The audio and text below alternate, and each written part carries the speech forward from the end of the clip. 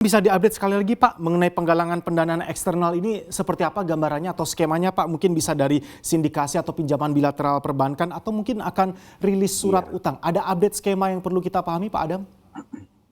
siap. Kita sih rencana kemungkinan itu menggunakan saat ini perbankan. Kita punya fleksibilitas yang baik ya dengan kolega kita di industri perbankan. Pada saat yang sama juga likuiditas perbankan juga cukup baik saat ini, sangat baik Ya. malah. Dan itu menguntungkan kami, dapat kami gunakan untuk berekspansi. Jadi nanti kalau sudah tepat waktunya, sudah pertumbuhan asetnya sudah selesai misalkan untuk tahun ini, kemungkinan kita akan lihat-lihat ya, kita monitor market juga, apakah menguntungkan untuk melakukan emisi surat utang gitu. Kita tidak menutup kemungkinan tersebut ya.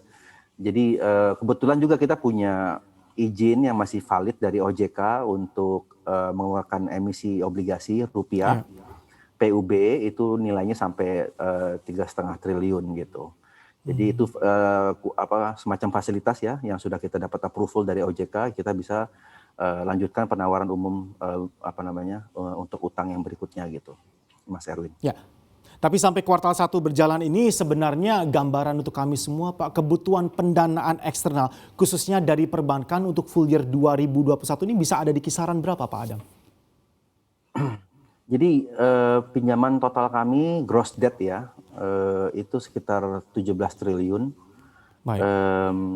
Saat ini sih tidak ada yang terlalu mendesak ya untuk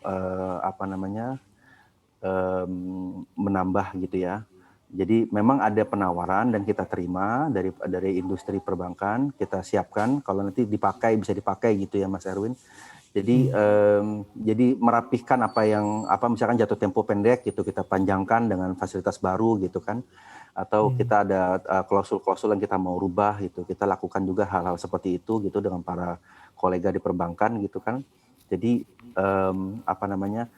yang kami sukai juga dari perbankan adalah pinjaman tersebut itu sifatnya fleksibel gitu. Kita bisa gunakan Baik. untuk refinancing, kita bisa gunakan untuk working capital, atau bahkan kita bisa gunakan juga untuk Baik. akuisisi gitu. Jadi memang ada beberapa pemberitaan saat-saat ini dalam kurun waktu barangkali sebulan 2 bulan ini banyak berita mengenai TOWR itu yang menjalin atau anak-anak usaha ya yang menjalin perjanjian baru atau melakukan amandemen dengan perbankan gitu kan. Ya ini salah satunya ini memang tujuannya seperti saya bilang tadi Mas Erwin, yaitu Baik. refinancing ataupun fasilitas baru ataupun nanti bisa untuk akuisisi nantinya gitu. Jadi kami Baik. punya fleksibilitas di situ.